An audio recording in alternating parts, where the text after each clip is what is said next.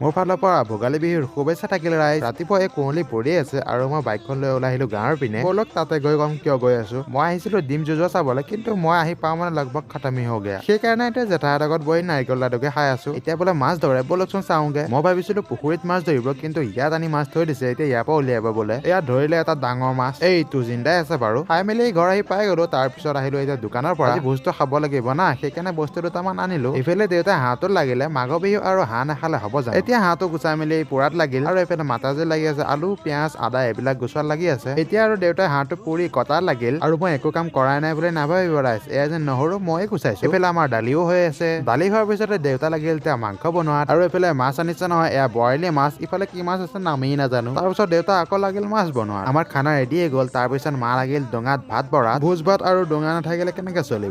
আমাৰ খানা হৈ গ'ল এতিয়া, আৰু সকলো বহিল। সকলোৱে খোৱা ষ্টাৰ্ট দিলে, মই খাওঁ আৰু। তেনেহলে আজিৰ কাৰণে বাই, লগ পাম নতুন এটা ভিডিঅ'ত।